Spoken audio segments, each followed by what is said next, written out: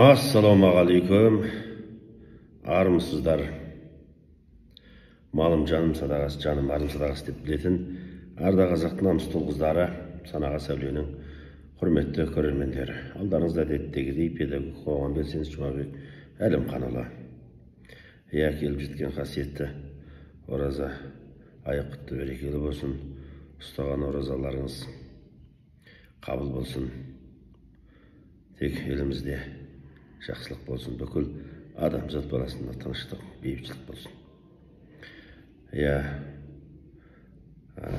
Адамның адамдығы қиын сын сәттерде сыналатыны белгілі. Қазақта мақал бар ғой, батыр болсаң бопсаға шыда дейді. Сондай бір нағыз енді бір мінез көрсететін, өзінің ақыл парасатын, пайымын танытатын сын сәтте жаңағы расында кісінің кім екендігі белгілі болады. Енді жайшылықта бәрі жақсы, бөр арғын білдірмес, сыртқа жын қампайтар дегендей, жайшылықта бәрі жақсы көрін алады. Ал жаңағындай сын сәттерде кімнің кім екендігі сол кезде шығады. Оның ерлігі бар ма, кісілігі бар ма, кемел жаңағы терең түсінігі бар ма, имандылығы қандай дегеннің бәрі сол сәттерде сыналады екен. Енді өмірдің мәнін түсінген, мына өмірден мән іздеген жан қысқа ғұмырда мынау бір пенделікке аса бір бой алдыра бермейді. Керісінше кемел кісілікке, асқақ адамгершілікке, рухани байлыққа құлаш сермейді. Сол жолда табан аудармай, жаңағы адамдық ар ұятқа кір жұқтырмай, сол бір бағасыз кісілік құндылықты қорғап өтеді. Тіпті соның жолында құрбан болады деуге болады. Енді бұрын біздің арғы ата-бабаларымызда ол дегдарлық, батырлық, мәрттік, қысқасы жаңағыдай кісілік қасиеттер енді екінің бірінің басында кездесуге болады. Енді мына заманда көбінесе оны енді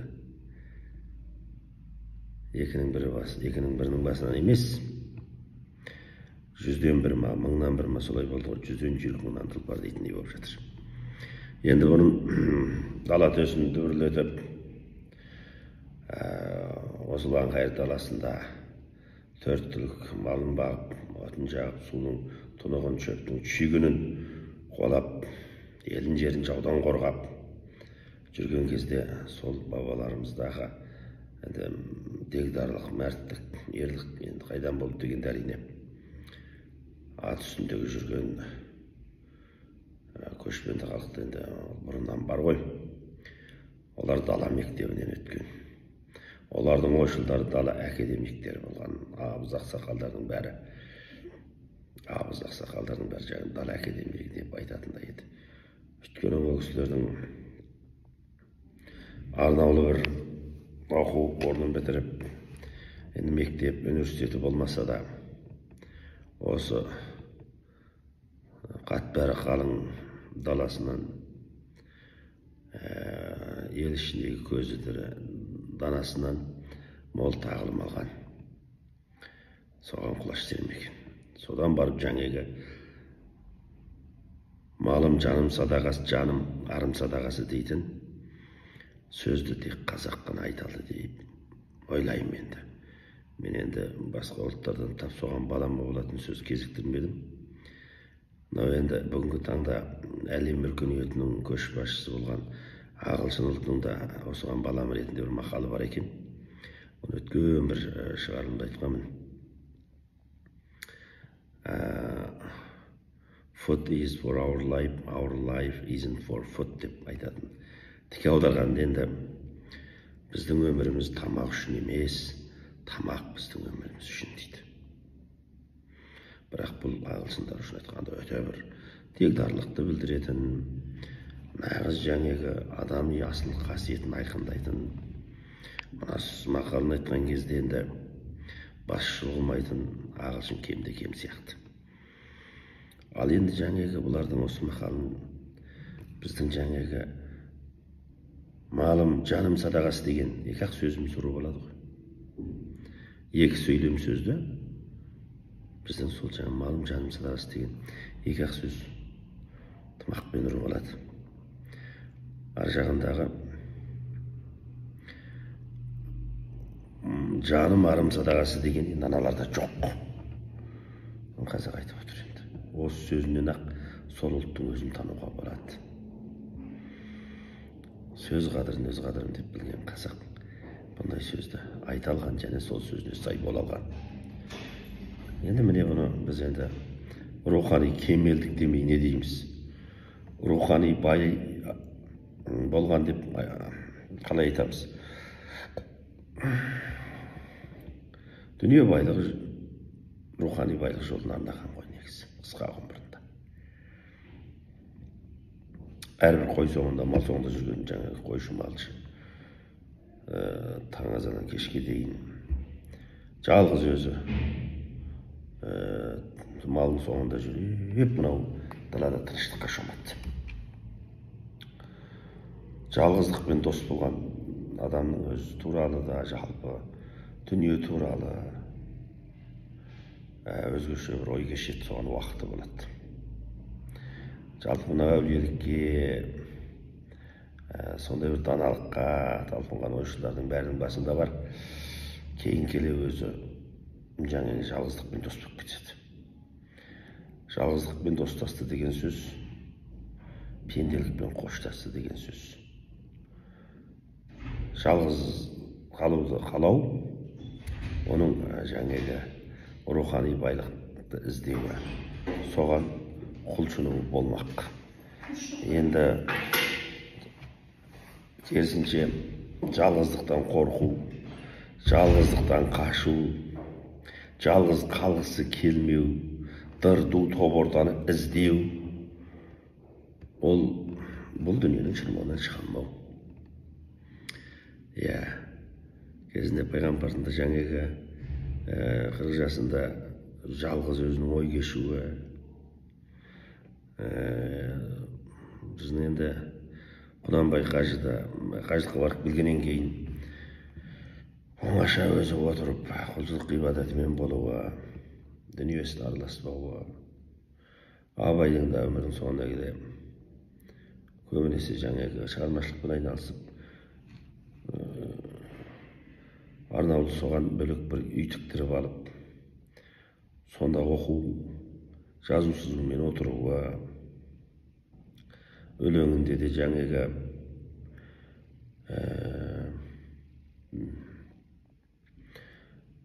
мен бір жұмбақ адаммын, оны тойла дейтін. Жүрегімнің түбіне терең бойла, соқтықпасы жерде өстім, мұңмен жалғыз алыстым, кінә қойма дейтін өлеңінде айтылады. Шәкерім Құдайбердіұлы да анау қыстаулығында жалғыз өзінің жатуға, сонда не бір рухани жауһар шығармаларын жазуға, ел ісінен бөлектенуі, осының бәрі даналықпен достасу. Яссауи бабамыздың 60 жастан кейін жер асты төлеуде қалған өмірін сонда өткізуі, онда да сол жай жатпай кітабын жазып, оқып, рухани толысуы, дүние естен, пенделіктен арылуы, бұның бәрі жаңағы даналыққа талпыну, рухани байлыққа құлшынуы. Осыдан көріп отырмыз.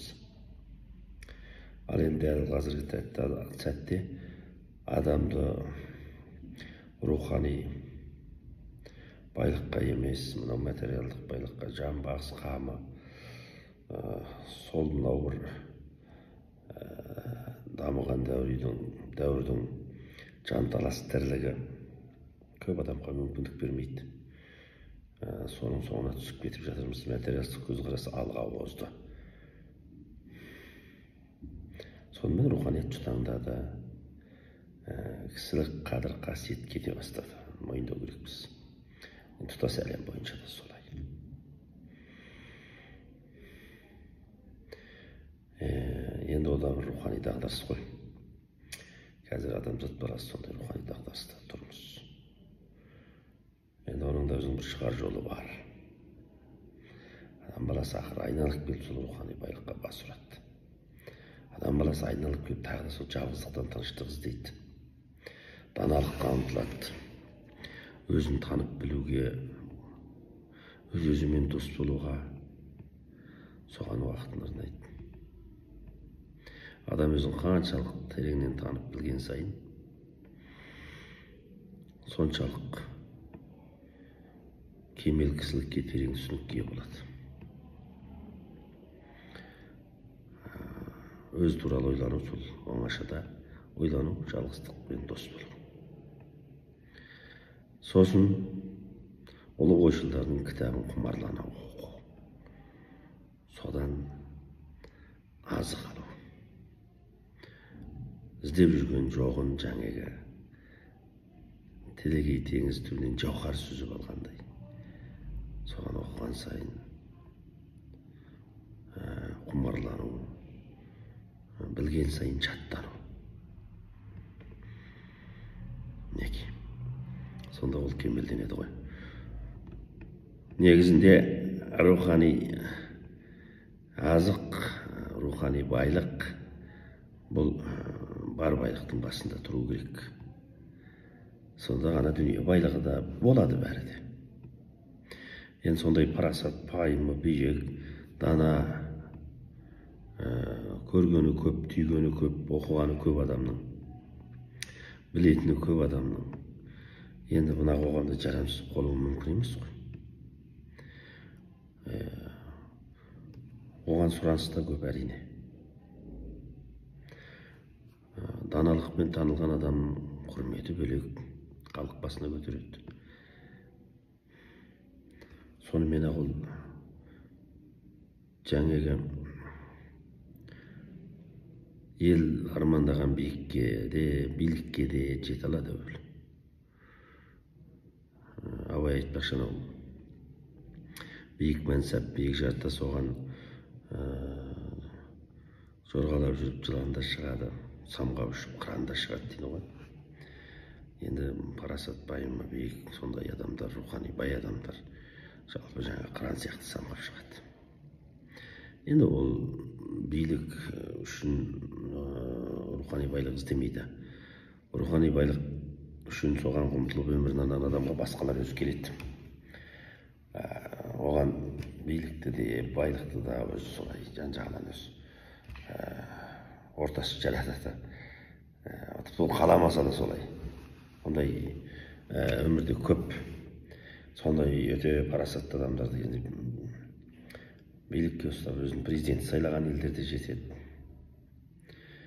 Тіпті мына көршіміз Қырғызстанда тәуелсіз алған кезде Шыңғыс Айтматов та президент етуге ұсынған, бас тартқан ол.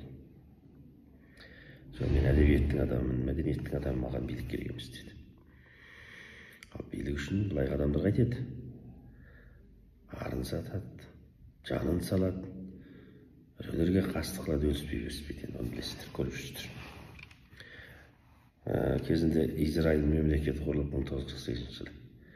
Соның президентіне, тұңғыш президентіне Эйнштейн ұсынады. Эйнштейн не ойлайды ма? Сіз президент болыңыз, сен бас тартқан. Мен ғылымның адамымын. Мен ғылым саласында еңбек еткім келеді, басқа салаға басқа тұрмаймын. Менен мықты президент шықпайды дейді. Міне, егер президент қойса болатын еді. Болмайды емес енді. Оған ақыл парасатты жетеді, ол ғылымды көтереді, ғылымның адамы ғой. Иә, маңайына өңкей мықты ғылым иелерін, сондай интеллигент адамдар топтай алады. Оны биліктен пайдаланып жемқорлық, ол андай пендешілікке бой алдырмайды. Соның өзі жетеді ғой енді, ол басқа ұйымдасу қабілеті онша болмаса да, маңайына мықты адамдар топтай білсе, солардың сөзіне құлақ аса білсе, ол ары қарай өзі-ақ ел өркендейді, дамиды. Бірақ ондай адамдар оған қызықпайды екен, көрдіңіздер ме? Рухани бай адамға дүние байлығы да, былайғы жаңағы билік те, атақ абырой да, о да бір қызық емес. Өйткені рухани байлығының, рухани биігінің астында қалып қояды оның бәрі. Төменде қалып қояды. Олар оның бәрін өзі қолындағысындай көріп отырады. Иә, қысқа ғұмырда, құрметті ағайын достар, қалың елім қазағым, рухани бай болуға тырысайық, болмасақ та ұқсайық. Абай атамыз айтпақшы, болмасаң ұқсап бақ, бір ғалымды көрсеңіз, ғалым болмай немене балалықты қисаңыз дейді. Сізге ғылым кімбере жанбай жатып сөнсеңіз деп айтады ғой. Болмасақ та ұқсап бақ, тырысайық, рухани байлық іздейік, шама шарқымызша. Барынша өзімізге уақыт табайық, жалғыздықпен дос болайық, кітаппен дос болайық. Ғылым, білім бәрі кітапта дейді. Абайында сөзі бар ғой, артық білім кітапта дейді.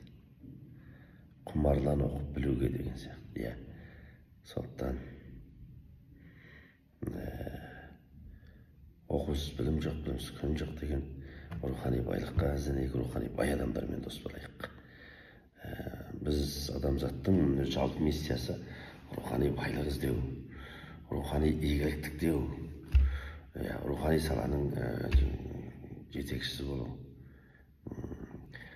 бір-біріне жақсылық жасау, ізгілік жасау, жарасымды ізгі қоғам құру, нағыз адамның атына сай жаңағы парасат иесі болғандықтан, саналы жаратылыс болғандықтан, сондай бір сана биігінде көріну, бір-бірінде сана биігінде кездесу, сана биігінде достасу, және сана биігіне шақыру,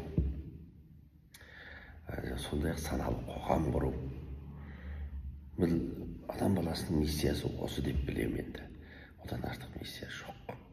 Жақсы, құрметті ағайындар, қасиетті ораза айында бір ай тәнімізде тазарсын, жанымызда тазарсын, рухани байлық алайық, бір-бірімізге жақсылық жасайық, жақсылық жасаудан жарысайық, иә.